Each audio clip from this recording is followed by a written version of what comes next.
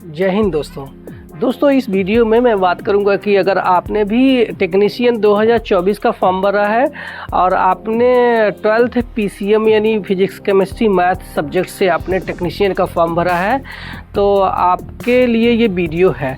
और इस वीडियो में मैं बताऊंगा कि जो 12th पास टेक्नीशियन है उनको कौन से डिपार्टमेंट में दिया जाएगा, इनकी ड्यूटी क्या रहेगी और इनकी ट्रेनिंग कितने दिन की रहेगी और सैलरी कितना मिलेगा, जॉब प्रोफाइल कैसा है और ये जॉब लेडीज़ के लिए यानी महिलाओं के लिए कैसा है, इस पे मैं बात करने वाला हूँ। तो आपको बता दूं कि अगर 12th PCM पे आपने एग्ज़ाम दे करके टेक्नीशियन बन जाते हो तो आपको रेलवे के सिग्नलिंग एंड टेलीकम्युनिकेशन डिपार्टमेंट में आपको पोस्ट दे दिया जाएगा, ठीक है, जिसमें कि आपको जो ट्रेनिंग रहेगी, ट्रेनिंग की बात कर लेता हूं तो जो है ट्रेनिंग आपकी लगभग 10 महीने चलेगी, जिसमें 4 महीने का जो है आपका एग्ज़ाम जो है हॉल में या फिर आपका क्लासरूम में बैठा करके पूरा एक तरीके से बच्चों जैसा जो क्लास चलते हैं ना उस तरीके से आपका क्लास चलेगा। और 4 महीने जो है क्लास करने के बाद आपको 6 महीने का आपको फील्ड ट्रेनिंग दिया जाएगा। इस तरीके से आपकी टोटल जो है ट्रेनिंग है, ये ट्रेनिंग पीरियड लगभग 10 महीने का चलता है। और ट्रेनिंग जैसे ही कंप्लीट हो जाएगी तो आपको रोड साइड स्टेशन पे दे दिया जाएगा या फिर आपको बड़े स्टेशनों में भी दिया जा सकता है। तो पहले अगर रोड साइड स्टेशन की बात कर लूँ तो ये जब मान लीजिए कि आपको कोई छोटा स्टेशन दे दिया तो आपके अंडर में लगभग 3 से 4 या कभी कभी 5 स्टेशन हो सकते हैं और आपको सेंटर में किसी एक स्टेशन पे रेलवे क्वार्टर दे दिया जाएगा और रेलवे क्वार्टर दे दिया जाएगा। उसके साथ में आपको एक रेलवे का CUG यानी कंबाइंड यूज़र ग्रुप उसको बोलते हैं, जो कि रेलवे का फ़ोन रहता है और वो फ़ोन आपको फ्री ऑफ कॉस्ट बिना रिचार्ज आपको करना नहीं पड़ेगा। उसके लिए रेलवे हर महीने रिचार्ज करके देगी और 30 GB डाटा फ्री में मुफ्त में आपको मिलेगा। और वो आपको जो फ़ोन है वो 24 घंटा आपको ऑन रखना पड़ेगा, ठीक है। 24 घंटा आपकी ड्यूटी एक तरीके से 24 घंटे की है, बट ऐसा नहीं है कि 24 घंटा आपको स्टेशन में बैठाए रह जाएगा, ऐसा नहीं है। आपको बोल देंगे कि आप घर पे रहो और आपका जब जैसे कुछ फेल्योर होगा सिग्नलिंग का या कुछ और फेल्योर होगा तो आपको बुला लिया जाएगा। इसमें सबसे बड़ी बात यह है कि आपको जो फ़ोन है वो 24 घंटा ऑन रखना पड़ेगा, साइलेंट मोड में नहीं रखना पड़ेगा, वाइब्रेशन मोड में नहीं रखना पड़ेगा, इसको लाउड स्पीकर या नोटिफिकेशन पूरा ऑन करके रखना पड़ेगा, ताकि जैसे ही सिग्नल फेल्योर होगा आपको स्टेशन मास्टर या फिर सेक्शन कंट्रोलर जो डिवीज़न में बैठे होते हैं वो आपको फ़ोन करेंगे और आपको चाहे टाइम कुछ भी हो, आधी रात हो, चाहे बरसात हो, चाहे जाड़ा हो, कुछ भी आपको वहाँ स्टेशन में जाना पड़ेगा और वहाँ के जो फेल्योर है वो आपको सही करना पड़ेगा, ठीक है।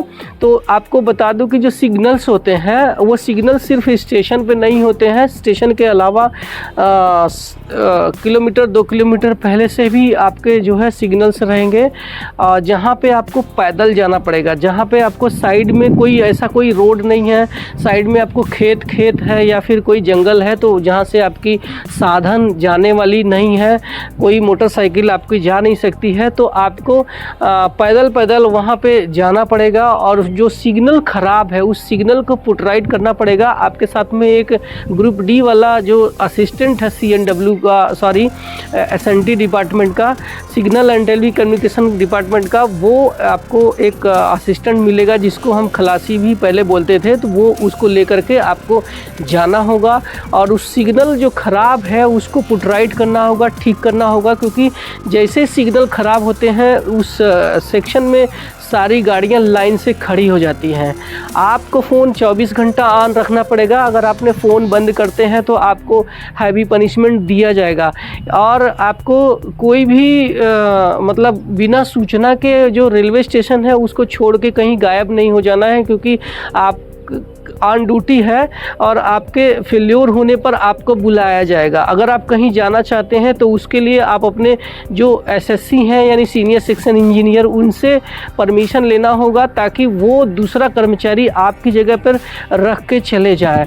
ठीक है, अब बात करते हैं कि आपकी ड्यूटी कहाँ कहाँ लगाई जाएगी। तो आप देख सकते हैं कि रेलवे के जितने भी सिग्नल आप देख रहे हैं, उन सिग्नल के जो है ख़राब होने पर आपको बुलाया जाएगा और उसको जो है रिपेयर करना होगा, उसको मेंटेनेंस करना होगा।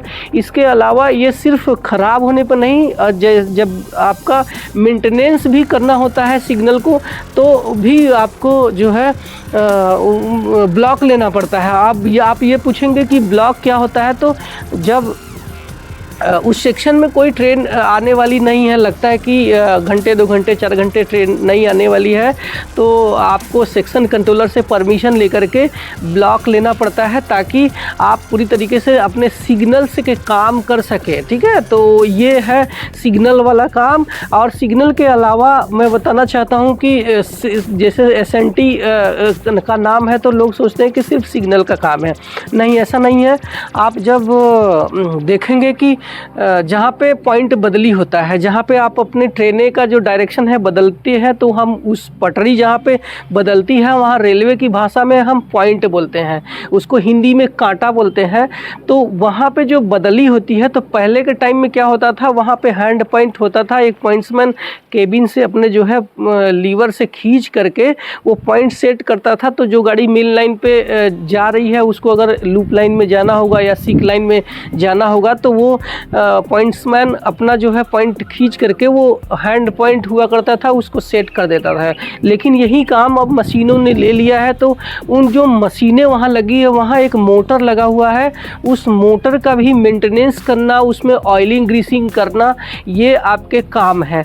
ठीक है, इसके अलावा आपने स्टेशन मास्टर के बिल्डिंग में आपने पैनल देखा है, जहाँ पे वो कुछ बटन दबाता है, सिग्नल देता है।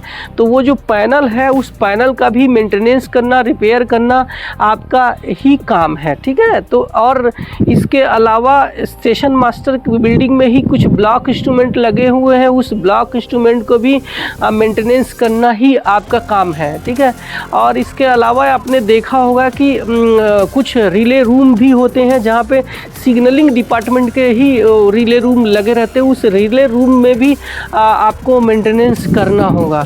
इसके अलावा अगर आपने देखा होगा कि चलती हुई ट्रेन में से आपने देखा होगा स्टेशनों के पास में सफ़ेद जो है ये होते हैं, क्या बोलते हैं, लोकेशन बॉक्स उसको बोला जाता है। कुछ बॉक्स होते हैं जिसको लोकेशन बॉक्स बोला जाता है, और उस बॉक्स में सिग्नलिंग डिपार्टमेंट के ही जो है सिग्नल के ही वायरिंग केबल्स रहते हैं।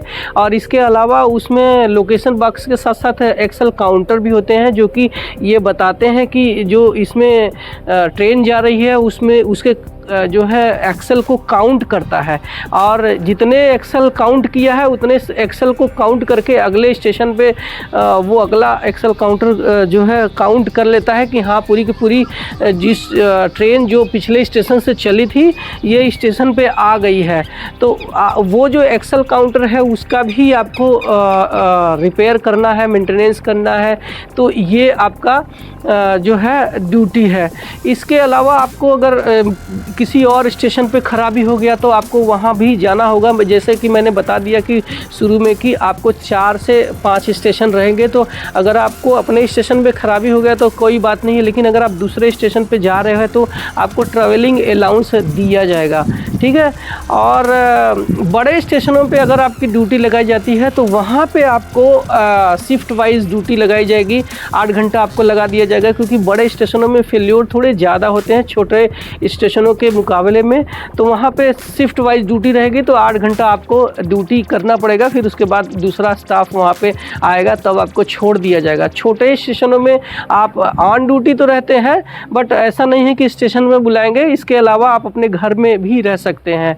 तो हम इसमें सैलरी की बात करें तो आपकी जो स्टार्टिंग सैलरी है ये आपको 35 से 40 हज़ार रुपये पर मंथ मिलने वाले हैं। ठीक है, इसके अलावा जैसे जैसे आपका प्रमोशन होगा, मान लीजिए टेक्नीशियन ग्रेड 3rd में आपको भर्ती किया जाएगा, क्योंकि आप 12th PCM से जाएंगे। इसके बाद आपका जो प्रमोशन होगा टेक्नीशियन ग्रेड 2 में होगा, फिर इसके बाद टेक्नीशियन ग्रेड 1 में होगा, जो कि आप देख सकते हैं ग्रेजुएशन वालों का पोस्ट है। अभी टेक्नीशियन ग्रेड 1 का भर्ती होने वाला है। इसके बाद आपको जूनियर इंजीनियर बनाया जाएगा, जिसकी ग्रेड पे तो वही रहती है, लेकिन हाँ पावर बदल जाती है, क्योंकि वो इंजीनियर कहलाता है। इसके बाद आपको सीनियर सेक्शन इंजीनियर बनाया जाएगा। यहाँ तक ये प्रमोशन तो ये नॉर्मल कर्मचारियों का ग्रुप C प्रमोशन है, लेकिन अगर आपको और अधिक जाना है और आपके पास में टैलेंट है तो आप ग्रुप B ऑफिसर्स बन सकते हैं, जिसको गैजेटेड ऑफिसर्स बोलते हैं। उसके लिए आपको ग्रुप B का एक LDC का एग्ज़ाम पास करना पड़ेगा, और बहुत लिमिटेड सीट होती है, करीब 1-2 सीटें होती है। उसमें बहुत ज़्यादा अगर आपके अंदर टैलेंट है तभी आप बनेंगे। उसको बोलते हैं ADST, यानी assistant divisional signal and telecommunication engineer बोलते हैं। अब बात करते हैं कि ये जॉब महिलाओं के लिए कितना बेस्ट है, कैसा है जॉब। तो आपको बता दूं कि अगर आप लेडीज़ हैं, आप फीमेल हैं, तो आप इस जॉब को आप कर सकती हैं। बट आप देख सकते हैं कि यही जॉब है कि जैसे मान लो अगर किसी स्टेशन पे फेल्योर हो गया और उस स्टेशन के पास में जो सिग्नल है वो 2 किलोमीटर दूर है, तो आपको पैदल पैदल उस स्टेशन के जो सिग्नल है वहाँ तक जाना होगा, क्योंकि उसके जो स्टेशन के सिग्नल के पास जाने के लिए आपको साइड से कोई रोड नहीं है कि आप अपने स्कूटी या कोई गाड़ी चला करके आप वहाँ पे चली जाएं। तो आपको चल चल के जाना पड़ेगा, और जो कि थोड़ा सा आप ये हार्ड वर्क में आ जाएगा। तो ये जो है लेडीज़ के लिए है कि अगर आप जो है लेडीज़ है तो आप ये देख लेना, क्योंकि आधी रात को भी ये सिग्नल ख़राब होगा तो आपको वहाँ जाना ही पड़ेगा एक खलासी को लेकर के। तो ये है ड्यूटी। हाँ, अगर आप जो है तैयारी करना चाहते हैं, जैसे मान लो अगर रेलवे के साथ साथ किसी और एग्ज़ाम की तैयारी कर रहे हैं, तो ये आपके लिए एकदम अच्छा नौकरी है, क्योंकि इसमें कैसा है कि आपको जब सिग्नल फेल्योर होगा या मेंटेनेंस का काम होगा तभी आपको ड्यूटी जाएगी, बुलाया जाएगा। नहीं तो आप अपने घर में रहते हैं और सैलरी पूरे महीने की मिलने वाली है। इसमें आप अपने घर में हैं तो भी, और उसमें आपको अच्छा खासा टाइम मिल जाता है। बाकी दूसरी एग्ज़ाम को तैयारी करने के लिए आपके पास बहुत टाइम मिल जाता है। तो ये वीडियो SNT डिपार्टमेंट पे था। आपको कैसा लगा कमेंट सेक्शन ज़रूर बताना, और मेरे चैनल पे पहली बार आया है तो सब्सक्राइब करना, क्योंकि मैं इसी तरीके से इन्फॉर्मेशन वाली वीडियो लाता रहूँगा। आपने टेक्नीशियन के लिए कौन से पोस्ट के लिए अप्लाई किया है ज़रूर इस कमेंट सेक्शन में करना। आप मुझे इंस्टाग्राम में भी फॉलो कर सकते हैं, वहाँ भी मैं अपने प्रश्नों का जवाब देता रहता हूँ, और आपको भी इसी तरीके से जवाब दूँगा। मिलते हैं अगले वीडियो में, तब तक के लिए बाय बाय, टेक केयर।